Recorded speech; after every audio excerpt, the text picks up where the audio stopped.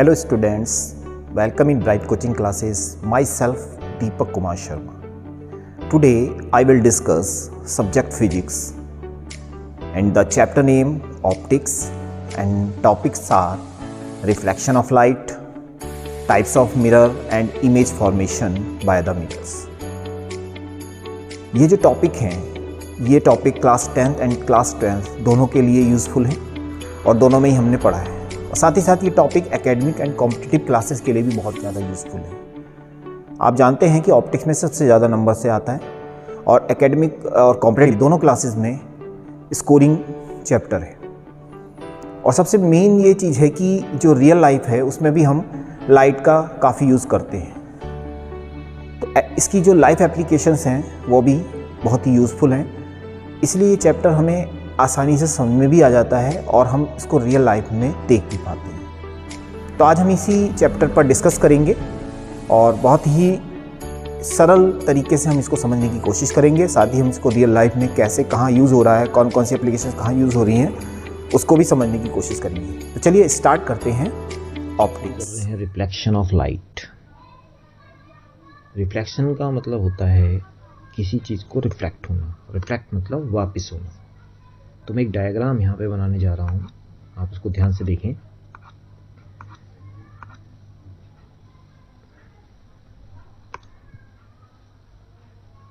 हम एक surface draw करेंगे यहाँ पर। सबसे पहले हमने एक सरफेस ड्रॉ किया। सपोज ये एक सरफेस है और ये जो है ये सिल्वर पॉलिश्ड है, सिल्वर पॉलिश्ड सरफेस। अब इस पर हमें एक नॉर्मल ड्रा करना है। नॉर्मल जो है perpendicular to the surface. Suppose this is the normal. एक नॉर्मल हमने यहाँ पर ड्रॉ किया। अब इस पर एक इंसिडेंट लाइट कहेंगे जो इस पर फॉल्स हो रही है। तो ये एक इंसिडेंट लाइट है और यहाँ से ये रिफ्लेक्ट हो रही है उसी सेम एंगल से। तो this is the reflected ray. तो इंसिडेंट रे, रिफ्लेक्टेड रे।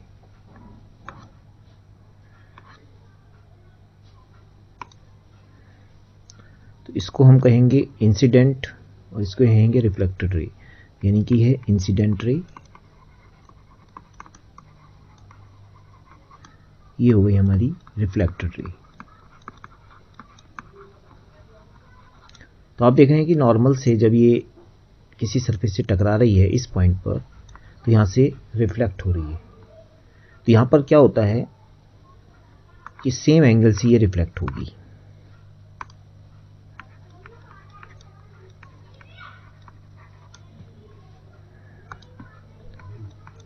ये जो है हमारा एक प्लेन मिरर है जिस पर ये रिफ्लेक्ट हो रही है। तो मिरर में ही ये काम करता है। तो ये जो फिनोमिना है, अब इसके अंदर जो एक एंगल ड्रॉ हो रहा है, ये जो एंगल है नॉर्मल और इंसिडेंट के बीच का जो एंगल है इसे एंगल आई कहेंगे और नॉर्मल और रिफ्लेक्टेड रे के बीच का जो एंगल है उसे आर बोलेंगे।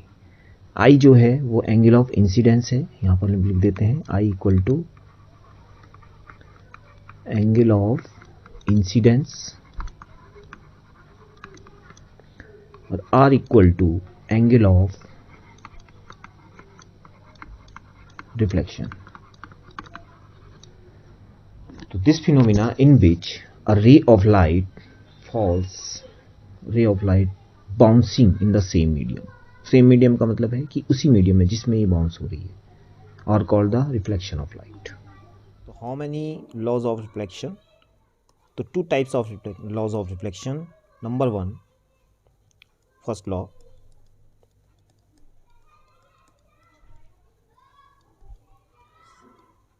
first law when the incident ray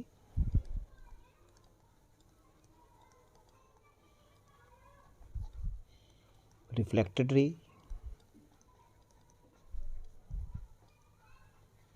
and normal are lie at the same plane, are lie at the same।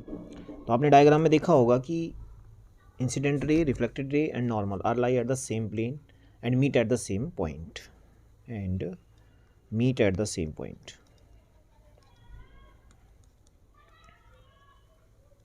एक ही पॉइंट पर मिल रहे हैं और एक ही प्लेन में वर्क कर रहे हैं। एंड नंबर 2 सेकेंड लॉ,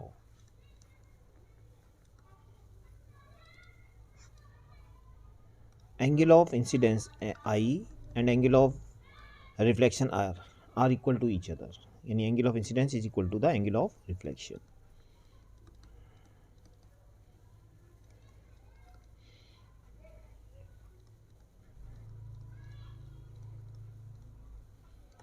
तो ये 2 रूल हैं हमारे पास, 2 rules, first and second law of laws of reflection. तो 2 रूल्स यहाँ पर अप्लाई होते हैं।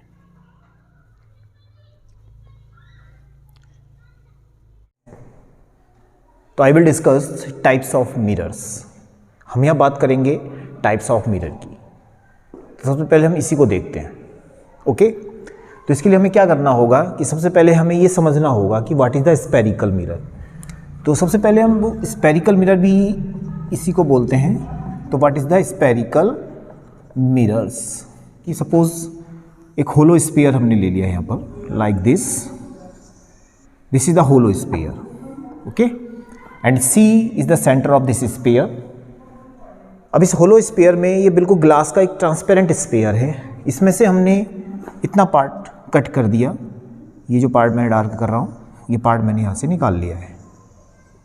ठीक है, तो ये पार्ट मैंने इसमें से कट किया है। ऐसे ही मैं इधर भी कर लेता हूँ, एक पार्ट इधर से भी कट कर लेते हैं हम लोग, लाइक दिस। ये भी हमने कट कर दिया। ओके, अब क्या करना है, हमें इसको सिल्वर पॉलिश करना है, क्योंकि आप जानते हैं कि जो भी मिरर होता है उसमें पॉलिश होना कंपलसरी है। तो इसमें हम दोनों सरफेस पर अलग अलग पॉलिश करेंगे। ये हमारे अंदर का इनर सरफेस है, ये आउटर सरफेस है। तो इनर सरफेस पे अगर मैं पॉलिश करता हूँ, सपोज लाइक दिस, इसको मैं ऐसे शो कर रहा हूँ, ठीक है, और इस पर मैं आउटर पे पॉलिश करता हूँ लाइक दिस। तो आप देख रहे हैं कि ये इसमें क्या है कि ये जो फेस है, फ्रंट फेस है आगे का, ये फेस जो है उभरा हुआ है, बाहर की ओर है, इसलिए ये जो मिरर कहलाएगा, ये कहलाएगा हमारा कॉन्वेक्स मिरर। तो ये कहलाता है हमारा कॉन्वेक्स मिरर। और ये जो आप देख रहे हैं कि पॉलिश किया हुआ है आउटर सरफेस पे, तो इनर सरफेस जो है वो अंदर से गहरा है, तो ये कहलाएगा हमारा कॉनकेव मिरर। ठीक है, तो इस तरीके से हम कॉनकेव और कॉन्वेक्स को पहचान सकते हैं। Mirror of spherical mirror sphere से बन के हैं। It is the part of the sphere, ये स्फीयर के पार्ट हैं जिसको हमने पॉलिश कर दिया है डिफरेंट साइड्स में, तो ये मिरर्स में कन्वर्ट हो गए हैं। ठीक है, C is the centre of the curvature of this mirror. अब यहाँ से क्या होता है कि अगर हम बिल्कुल सेंटर से एक एक्सिस इस पर ड्रॉ करें लाइक दिस, तो ये जो एक्सिस हमने ड्रॉ किया है, this is the principal axis. This is the principal axis. ये एक प्रिंसिपल एक्सिस है इस सरफेस का, इस मिरर का। ये प्रिंसिपल एक्सिस क्या होता है? It is the platform eight which the image form, जहाँ पर इमेज फॉर्म्ड होगी and the object placed, object वहाँ पर रखा जाता है। तो ऑब्जेक्ट भी इसी सरफेस पे रखते हैं और इमेज भी यहीं पर बनती है, यानी एक पॉइंट जो होता है वो फिक्स होना चाहिए, तो वो ये है। इसके बाद ये P हो गया पोल, इसका पोल आप यहाँ से ले लेंगे, दिस इज द पोल। अब P और C ये जो डिस्टेंस है हमारी, इसे बोलेंगे हम रेडियस, R से इंडिकेट करेंगे, यानी radius of the curvature, radius of the curvature. ठीक है, ऐसे ही यहाँ पर भी देखो आप, तो ये भी R है, ये भी रेडियस ऑफ द कर्वेचर ही कहलाएगी। अब यहाँ पर बात करते हैं हम इसके हाफ पॉइंट की, यानी कि ये F पॉइंट है, यहाँ पर भी F पॉइंट है, तो F is the focus point, F कहलाएगा यहाँ पर फोकस पॉइंट। ठीक है ना, फोकस पॉइंट, यहाँ पर भी ये फोकस ही पॉइंट है। ठीक है ना, फोकस पॉइंट। अब क्या होता है, इसके आगे चलते हैं। C centre of curvature, R radius, P पोल। अब यहाँ पर बात आती है कि फोकल लेंथ जो होती है, what is the focal length? Focal length जो होगी P और F के बीच की डिस्टेंस होगी, यानी कि यहाँ पर this is the focal length, F and P, the distance between F and P, this is the focal length. तो ये जो फोकल लेंथ है ये पॉजिटिव और नेगेटिव हो सकती है। तो कॉन्वेक्स के लिए ये पॉजिटिव होगी, बिकॉज यहाँ इधर ये जो रिफ्लेक्टिंग सरफेस है हमारा, ये जो सरफेस है हमारा, ये है हमारा रिफ्लेक्टिंग सरफेस, ठीक है। और इसमें ये है रिफ्लेक्टिंग सरफेस जो अंदर है, इसको यहाँ ऐसे ड्रॉ कर देते हैं, तो this is the reflecting surface, ठीक है। तो रिफ्लेक्टिंग सरफेस वो है जहाँ से हमें देखना होता है। तो जब भी जिधर से हमें देखेंगे तो ऑब्जेक्ट हमारा यहाँ पर रखा होगा, इसके लिए कॉन्वेक्स के लिए ऑब्जेक्ट हमने यहाँ पर रखा हुआ है, दोनों के लिए हम ये सपोज ये, क्योंकि दोनों की रिफ्लेक्टिंग सरफेस एक ही तरफ है, इसलिए दोनों का ऑब्जेक्ट हम यहाँ पर रखते हैं। सपोज ये दिस इज द ऑब्जेक्ट, ये हमारा ऑब्जेक्ट है, ओके। तो दिस इज द ऑब्जेक्ट। तो इस ऑब्जेक्ट से मैंने आपको बताया था कि साइन कन्वेंशन, अभी मैं फिर से बता देता हूँ what is the sign convention. Sign convention का मीन्स ये होता है कि अगर सपोज इस तरीके से एक हमने ड्रॉ किया है और जो हमारा मिरर है उसका जो रिफ्लेक्टिंग सरफेस है वो इस साइड में है, जैसे कि ये आ गया, इधर है रिफ्लेक्टिंग सरफेस और इधर ही ऑब्जेक्ट रखा हुआ है, जिधर रिफ्लेक्टिंग सरफेस है वहाँ तो रखते ही हैं।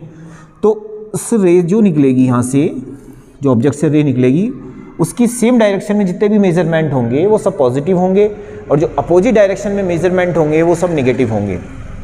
तो यहाँ पर आप देखो पोल से हमारा मेजरमेंट होता है, हम पोल से ही मेज़र करते हैं किसी भी डिस्टेंस को। तो पी से अगर हम इधर को डिस्टेंस करेंगे, देखो यहाँ पी से एफ तक की डिस्टेंस हम इधर मेजरमेंट होगा हमारा, ऐसे नापेंगे हम, क्योंकि फोकस पॉइंट जो है वो उस साइड में है। तो ये डिस्टेंस कौन सी हो गई हमारी, पॉजिटिव, सेम डायरेक्शन में, इधर इस साइड में, तो सेम डायरेक्शन में है, इसलिए एफ की वैल्यू यहाँ पर पॉजिटिव होगी। और इसके ठीक अपोजिट, अब रे तो हमारी ऐसे ही जा रही है लेकिन हम पी से मेजरमेंट कर रहे हैं इस डायरेक्शन में, इस तरफ, तो नेगेटिव डायरेक्शन में हम मेजरमेंट कर रहे हैं कॉनकेव के लिए, तो एफ की वैल्यू यहाँ पर होगी निगेटिव। तो इसलिए हम कह सकते हैं कि कॉनकेव के लिए जो फोकल लेंथ होती है वो निगेटिव होती है और कॉन्वेक्स के लिए जो फोकल लेंथ होती है वो पॉजिटिव होती है। तो F is equal to negative, F is equal to positive. तो एफ की वैल्यू पॉजिटिव और नेगेटिव दोनों के लिए हुए। तो इस डायग्राम में हमने ये चीज़ सीखी कि जो टाइप्स ऑफ मिरर हैं, 2 टाइप्स ऑफ मिरर हैं, कॉनकेव एंड कॉन्वेक्स। कॉनकेव जो है this is the part of the sphere and the polished inside the surface, and concave mirror the polished outside the surface, and the focal length of the convex plus and concave minus। अब इसके साथ साथ image के according अगर हम बात करें तो इमेज के अकॉर्डिंग हम देखते हैं, तो इमेज जो है इसके अंदर जो इमेज बनेगी कॉन्वेक्स के अंदर वो कैसी बनती है, वो वर्चुअल एंड इरेक्ट बनती है, क्योंकि जब भी हम कॉन्वेक्स में कोई रे फॉल्स करते हैं तो वो डाइवर्ट हो जाती है और डाइवर्ट होकर के पीछे को मिलाते हैं तो वो बनती है। तो कॉन्वेक्स की जो इमेज होती हैं वो क्या होती हैं, वर्चुअल एंड इरेक्ट। और कॉनकेव में जितनी भी इमेजेस बनती हैं वो सीधी टकरा के अंदर की ओर आती हैं, तो इनसाइड में बनती हैं, तो जिधर ऑब्जेक्ट है उधर ही बनती हैं, तो ये होती हैं रियल एंड इन्वर्टेड। तो यहाँ पर हम इससे भी पहचान पाएंगे कि इनकी इमेज किस टाइप से बनती हैं। तो इमेज के बेस पर, फोकस के पॉइंट पर, सरफेस और पॉलिश के बेस पर, शेप के बेस पर हम पहचान सकते हैं कि कॉन्वेक्स क्या होता है और कॉनकेव किसे कहते हैं। Now I will discuss image formation by concave mirror. हम यहाँ पर बात करेंगे इमेज फॉर्मेशन की कि किस तरीके से इमेज फॉर्म्ड होती हैं बाय कॉनकेव मिरर से, लेकिन उससे पहले हमें कुछ रूल सीखने होंगे जिससे हम इमेज को फॉर्म करते हैं। तो सबसे पहले रूल नंबर 1। रूल नंबर 1 क्या रूल है, suppose this is a concave mirror like this. ये मैंने आपको बता दिया है कि कॉनकेव की पहचान आप कैसे करेंगे, अंदर की ओर गहरा होता है कॉनकेव। और इस पर क्या करते हैं, हमने एक प्रिंसिपल एक्सिस ड्रॉ की है, P is the pole, F is the focus and C is the centre of curvature. अब सपोज कोई पैरेलल रे इस कॉनकेव पर इंसिडेंट हो रही है, तो वो क्या होगा, जब भी कोई पैरेलल रे किसी कॉनकेव मिरर पर या कॉन्वेक्स मिरर पर, दोनों पर, अभी मैं दूसरी भी इमेज यहाँ पर फॉर्म करूँगा, दोनों पर अगर वो इंसिडेंट हो रही है तो वो हमेशा आफ्टर रिफ्लेक्टिंग पास होगी फोकस से। तो यहाँ पर फोकस से हम इसको पास करा देंगे, ठीक है। तो ये फोकस से पास होती हुई जाएगी, ठीक है। यही अगर हम कॉन्वेक्स में देखें, कॉन्वेक्स लेंस, कॉन्वेक्स मिरर, तो in this convex mirror suppose this is the principal axis and parallel ray यहाँ पर क्या होगा, डाइवर्ट हो जाएगी, क्योंकि कॉन्वेक्स का जो आगे का सरफेस है वो कॉन्वेक्स में है यानी उभरा हुआ है, तो उससे क्या होगी, रे जो है वो डाइवर्ट हो जाएगी। लेकिन जब हम उसको पीछे की ओर बढ़ाएंगे तो उसका जो फोकस पॉइंट है वहाँ से वो पास होती हुई लगेगी, इसलिए मैंने आपको बताया है कि कॉन्वेक्स में ज़्यादातर वर्चुअल और इरेक्ट इमेजेस बनती हैं और कॉनकेव में रियल एंड इन्वर्टेड होती हैं। तो यहाँ पर भी फोकस से पास हो रही है, यहाँ पर भी फोकस से पास हो रही है। तो जो फर्स्ट रूल है हमारा वो ये है, when the ray passing through from the when the ray parallel to the principal axis, then after reflection by the mirror, concave or convex, it passing through from the focus, focus से वो पास हो जाएगी। ठीक है। Number 2, rule number 2 में देखते हैं, इसका जस्ट अपोजिट है वो rule number 2। This is the concave and this is the convex, this is the principal axis. इसमें क्या होता है कि अगर सपोज कोई रे फोकस से पास हो रही है लाइक दिस, ये फोकस है, यहाँ से ये पास हो रही है, तो आफ्टर रिफ्लेक्शन ये पैरेलल हो जाएगी। ठीक है। ऐसे ही इसमें भी होगा। इसमें आप इमेज देख रहे हैं कि ऊपर से रे आ रही है, यानी कि फोकस से पास होती हुई आ रही है, और आफ्टर रिफ्लेक्शन ये पैरेलल हो जा रही है। तो ये केस दोनों जो हैं अपोजिट में हैं, यानी कि when the ray passing through from the focus, तो after reflection it is parallel to the principal axis. तो प्रिंसिपल एक्सिस के पैरेलल ये हो जाएगी। ठीक है। तो ये दूसरा केस आ गया हमारा, केस नंबर 2, यानी रूल नंबर 2। रूल नंबर 3, तो रूल नंबर 3 हम बात करते हैं। रूल नंबर 3 में हम देखते हैं, this is the concave and this is the convex.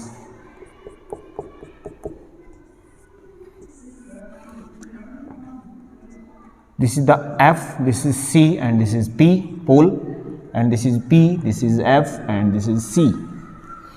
तो इसमें क्या होता है कि अगर ray, if the ray passing through from the centre of curvature, यानी कि C से पास हो रही है लाइक दिस, तो after reflection it comes back into the same medium या सेम पाथ, उसी पाथ से ये बैक हो जाएगी, उसी पाथ से निकल जाएगी। और ये कंडीशन कहाँ पे यूज़ होती है? ये कंडीशन यूज होती है फॉर नॉर्मल में भी यही कंडीशन यूज़ होती है। नॉर्मल में भी हम क्या देखते हैं कि जिस एंगल से हम नॉर्मल पर कोई रे इंसिडेंट करते हैं, उसी एंगल से वो रिफ्लेक्ट हो जाती है, यानी कि सेम पाथ से ही वो रिफ्लेक्ट हो जाती है, कोई एंगल नहीं बनाएगी। आई और आर जो है वहाँ पर 0 हो जाते हैं। तो इट मीन्स ये जो सी से पास होने वाली रे है, ये कॉनकेव या कॉन्वेक्स दोनों के लिए नॉर्मल का काम करती है। तो अब जैसे यहाँ पर देखें आप, तो यहाँ तो ये पीछे की साइड में बन रही है, तो डॉटेड करेंगे और ये लाइन ये रे आ रही है, तो इस तरीके से ये सी से पास होगी। तो यानी कि यहाँ मैंने 2 एरो बनाए हैं, एक एरो की डायरेक्शन इधर है, एक एरो की डायरेक्शन इधर है। इट मीन्स सेम पाथ से रिफ्लेक्ट हो रही है। तो यहाँ पर ये केस भी अप्लाई होगा। एंड द रूल नंबर 4,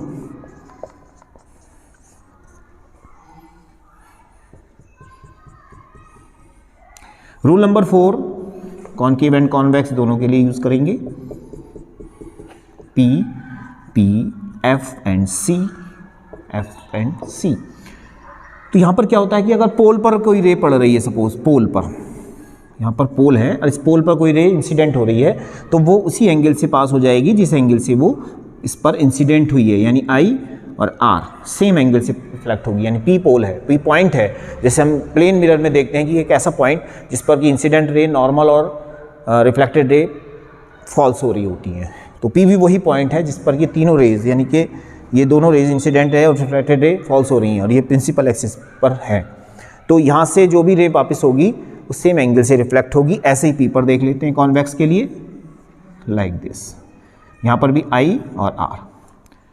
तो यहाँ पर ये कंक्लूजन निकलता है कि at a point P the angle of incidence and angle of refraction are equal to each other in concave and convex. तो ये 4 रूल्स हैं हमारे, और इन 4 रूल से हम इमेज फॉर्मेशन करेंगे। तो इमेज जो फॉर्मेट होगा वो इन्हीं रूल से होगा। ठीक है। तो अब आगे देखते हैं हम कैसे हम इन रूल का अप्लाई करते हुए इमेज का फॉर्मेशन करते हैं, कि इमेज कैसे फॉर्म्ड होगी। तो सबसे पहले फर्स्ट केस लेते हैं हम, और ये हम जितनी भी इमेज फॉर्मेशन कर रहे हैं ये बाय कॉनकेव मिरर कर रहे हैं। तो पहले हम कॉनकेव मिरर से करेंगे, फिर कॉन्वेक्स से करेंगे, दोनों ही इमेज फॉर्मेशन एक साथ हम देखेंगे। तो सबसे पहले कॉनकेव के लिए तो मैं एक ड्रॉ कर रहा हूँ diagram like this. This is the concave mirror, this is the principal axis, at point P is the pole, F is the focus, C is the centre of curvature. तो सबसे पहले फर्स्ट कंडीशन हमारी ये होगी, when the object placed at infinity. अगर object infinity पर रखा हुआ है तो उस कंडीशन में क्या करते हैं?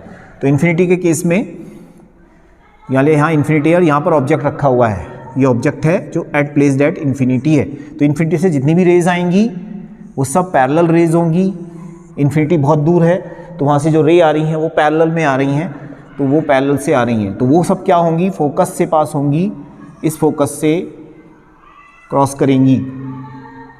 यहाँ पर हमने कौन सा रूल अप्लाई किया है, rule number 1, when the ray parallel to the principal axis and after reflection passing through from the focus, तो फिर एफ से यहाँ पर पास हो रही हैं, तो एफ पर बनेगी, यानी कि image formed at infinite at F, तो इमेज फॉर्म्ड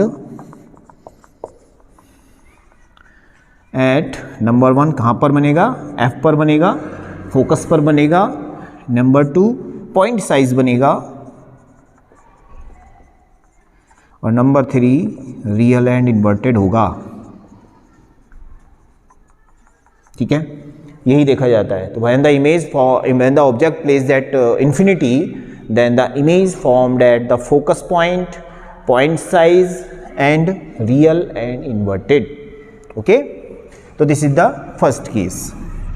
नेक्स्ट नंबर 2, अब क्या करते हैं हम, ऑब्जेक्ट को बियॉन्ड सी लाते हैं। When the object placed at beyond C, तो बियॉन्ड सी हमारा ऑब्जेक्ट रखा हुआ है बियॉन्ड सी, तो इस केस में क्या होगा, this is the concave, P is the pole, F is the focus, C is the center and object placed at beyond C। अभी C पर नहीं पहुंचा है, इन्फिनिटी से C तक पहुंचा है, लेकिन C पर नहीं पहुंचा है, C से पहले रखा हुआ है। तो उस कंडीशन में जो इसकी इमेज फॉर्म्स होगी वो क्या होगी, उसके लिए पहला case, parallel raise passing through from the focus, ये तो सभी पर अप्लाई होगा, रूल नंबर 1। एक रे तो पैरेलल होनी है, एंड द सेकेंड रे उसको आप C से भी पास करा सकते हैं, F से पास करा के काट सकते हैं, किससे भी, तो हम C से कर रहे हैं, passing through from the centre of curvature, this is the second रे।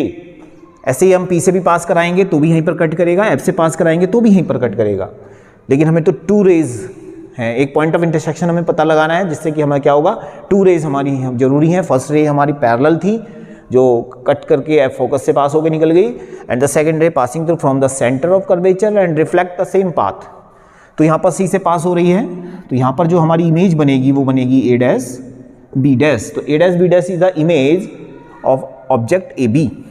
तो यहाँ पर कहाँ बन रही है इमेज, ये यहाँ पर लिख देंगे हम बिटवीन सी एंड एफ, तो image formed between C and F. Number 2, smaller than object, object से तो छोटी ही बनेगी, तो smaller than object, and number 3 real and inverted. ये जो हमारा रियल एंड इन्वर्टेड है ये तो होना ही होना है, रियल एंड इन्वर्टेड रहेगा, तो रियल एंड इन्वर्टेड, क्योंकि जो हमारा मिरर है ठीक उसके जस्ट सामने ये इमेज फॉर्म्ड हो रही है, तो real and inverted. This is the second case when the object placed beyond C. Next case, case number 3, when the objects placed at C, तो placed at C, at C पर place कर रहे हैं, like this, P, F and C, and object placed at C, मान लिया object जो है हमारा वो C पर पहुंच गया है, तो जब C पर जाएगा तो क्या होगा, यहाँ से एक रे पास होगी और वो फोकस से पास होते हुए निकल जाएगी, and the second ray passing through from the focus and after reflection parallel to the principal axis. यहाँ पर rule number 1 and rule number 2 apply होंगे। रूल नंबर 1 क्या कहता है, रूल नंबर 1 बोलता है कि पैरेलल रे है after reflection passing from the focus, and the second rule is the opposite rule of the rule number 1, then the ray passing through from the focus and after reflection parallel to the principal axis. तो ये focus से पास होकर principal के axis के parallel हो गई, और ये पैरेलल थी तो फोकस से पास हो गई। जब हम इसको मिलाएंगे तो यहाँ पर जो हमारी इमेज होगी वो ए डैश बी डैश होगी, जो जस्ट नीचे बनेगी ऑब्जेक्ट के। तो यहाँ पर जो सी एक ऐसी कंडीशन है जहाँ पर कि सेम साइज और एट सी उसी पॉइंट पर बनेगी, बट बनेगी कैसी, रियल एंड इन्वर्टेड। तो एट सी,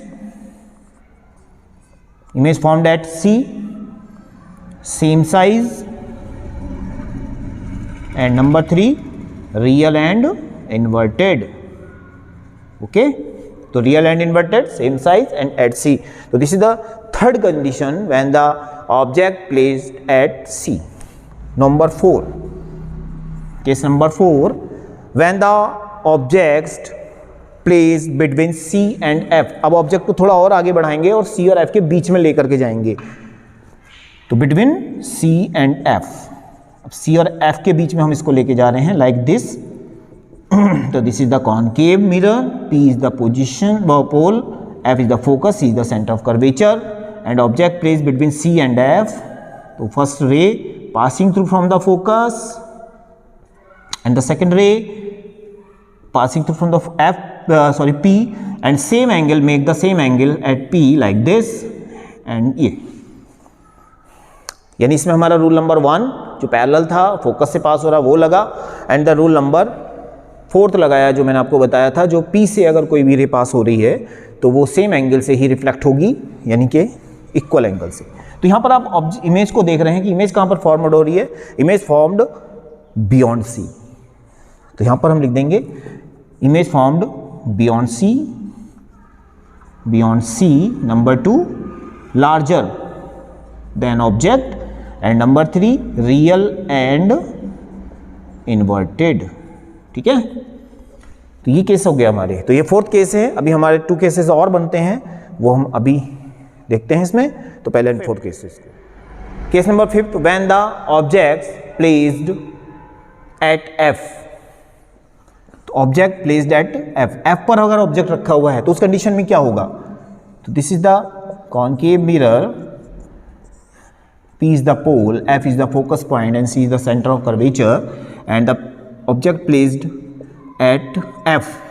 एक फर्स्ट रे यहाँ से निकलेगी and after reflection passing through from the focus, ये फोकस पॉइंट है, यहाँ से फोकस से पास होगी, एंड द सेकेंड रे P से पास होगी और वो क्या होगी, वो भी रिफ्लेक्ट होगी। तो यहाँ आप देख रहे हो कि ये रे पैरेलल हो जा रही है दोनों। ठीक है, तो यहाँ पर रूल नंबर 1 और रूल नंबर 4 अप्लाई किया है जो हमने इससे पहले वाले में किया था। तो यहाँ पर भी आप देख रहे हो कि रे पैरेलल हो रही हैं, तो पैरेलल रे कभी आपस में नहीं मिलती हैं, तो ये इन्फिनिटी पर जा रही हैं। तो जब भी फोकस पर कोई पॉइंट रखा होगा या कोई ऑब्जेक्ट रखा होगा फोकस पे, जो मैंने आपको रूल नंबर 2 बताया था, तो फोकस पर अगर कोई भी ऑब्जेक्ट रखते हैं तो उसकी इमेज कहाँ पर बनेगी, इन्फिनिटी पर जाएगी।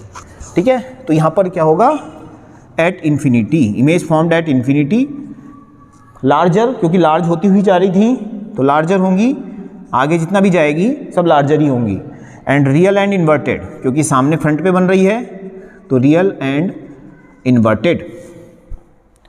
मिरर के ठीक सामने जो भी इमेजेस हमारी फॉर्म्ड होती हैं वो रियल एंड इन्वर्टेड होती हैं, मिरर के पीछे की जो जितनी भी होती हैं वो वर्चुअल एंड डायरेक्ट होती हैं। And the last case and very important case, ये केस जो है इन सब रूल्स को अपोजिट रूल है, थोड़ा सा इसमें ही हमारी इमेजेस की फॉर्मेशन भी अलग होता है और उल्टा हो जाता है। तो यहाँ पर हम देखेंगे when the object placed between F and P। तो between F and P, F and P के बीच में अगर हमने ऑब्जेक्ट को रख दिया है तो उस कंडीशन में क्या होगा। तो this is the pole, this is the F, this is the C, and the object placed between F and P। यहाँ पर आ गई है ऑब्जेक्ट। तो सबसे पहले फर्स्ट रूल क्या होगा, यहाँ पैरेलल रे होगी और ये फोकस से हम पास करा देंगे, rule number 1 applied on it, and the second 4th rule P से पास होगा और उसी एंगल से वापस आएगा। तो आप देख रहे हो कि यहाँ पर रे जो हैं वो फैल गई हैं, तो रे पैरेलल भी नहीं है तो और फैल गई हैं, तो ये तो मिल नहीं पाएंगी, तो इनको हम पीछे की तरफ मिलाएंगे यहाँ पर, ये तो यहाँ पर ये इमेज हमारी फॉर्म्ड होगी और ये इमेज होगी हमारी A', B'। तो यही एक ऐसा केस है जिसके अंदर जो इमेज फॉर्मेशन होता है वो वर्चुअल एंड डायरेक्ट होता है। जैसे कॉन्वेक्स में सभी में वर्चुअल एंड डायरेक्ट होता है, लेकिन लास्ट केस में वो भी उल्टा हो जाता है, लेकिन वैसे ही इसमें भी होगा। तो यहाँ पर जो इमेज हमारी बनेगी वो कहाँ पर बनेगी, back side of the mirror, virtual and direct and larger than object. तो यहाँ पर हो जाएगा back side of the mirror, virtual and direct. Back side इसलिए लिखा है क्योंकि बैक साइड में ही वर्चुअल एंड डायरेक्ट होती हैं images. And number 3 larger than object. ठीक है, तो यहां पर आप देख पा रहे हो कि इस टाइप की इमेजेस हमारी फॉर्म्ड होंगी। तो जहां F और P के बीच में ऑब्जेक्ट चला गया तो वहां उसकी जो इमेज होगी वो वर्चुअल होगी, और अगर कॉन्वेक्स के केस में देखेंगे तो रियल बनेंगी, और बाकी F से पहले या F पे इन्फिनिटी में बनेंगी, और इन्फिनिटी के बाद जो नेचर ऑफ द इमेज है वो कन्वर्ट हो जाता है, अपोजिट होने लगता है। एफ से पहले सीधा चलता है और एफ के बाद यू टर्न हो जाता है। यू टर्न मतलब उल्टा हो जा रहा है, यानी कि रियल को वर्चुअल और इन्वर्टेड को रिएक्ट में कन्वर्ट करता है। तो एफ जो है वो यू टर्न पॉइंट है। एफ के बाद जब इन्फिनिटी के बाद फिर उल्टा हो जाता है केस। कॉन्वेक्स में अगर कॉन्वेक्स में अगर वर्चुअल और इरेक्ट बन रही हैं तो एफ के बाद वो रियल एंड इन्वर्टेड बन जाएगी, और कॉन्केव में रियल एंड इन्वर्टेड बन रही हैं तो एफ के बाद वर्चुअल एंड इरेक्ट बन जाएंगी, जैसा कि आपने यहाँ पर देखा है। तो सेम कंडीशन फॉर कॉन्केव के लिए है और कॉन्वेक्स के लिए है, ये कोई कंडीशन कॉन्केव के लिए थी। तो इस तरीके से हम इमेज फॉर्मेशन करते हैं। This is a very important part of the optics. इसी के बेस पर हम डेरिवेशन करते हैं, इसी के बेस पर हम फॉर्मेशन करते हैं, इसी के बेस पर हम आगे जितने भी हमारे फार्मूले ड्रॉ करने होते हैं, जैसे लेंस मेकर्स फार्मूला या लेंस फार्मूला या अदर्स फार्मूले या मिरर फार्मूला, जितना भी हम यूज़ करते हैं वो सब में यही सब चीज़ें यूज़ होती हैं। और एक चीज़ और है कि न्यूमेरिकल के अंदर, न्यूमेरिकल में साइन कन्वेंशन का भी यूज़ करते हैं, और कई बार न्यूमेरिकल्स में हमें पहले इमेज फॉर्म करना पड़ती है, फिर हम इसको शो भी करना पड़ता है। तो इमेज फॉर्मेशन का ये जो वाला पार्ट है बहुत ही इंपॉर्टेंट पार्ट है और बहुत ही ईजी है। क्लास 10th में ये भी है और 12th में भी ये दिया हुआ है, तो 10th और 12th दोनों के लिए ये बहुत ही यूज़फुल है। इसको बहुत ही ध्यान से रूल को अप्लाई करते हुए आपने करना है, तब जा कर के ये कंप्लीट होगा। ओके, तो आशा करता हूँ आपके समझ में ये सब आ गया होगा। कहीं कोई भी डाउट होता है तो आप कमेंट्स में लिख करके भेज सकते हैं, मैं उसको ज़रूर सॉल्व करूँगा। Thank you.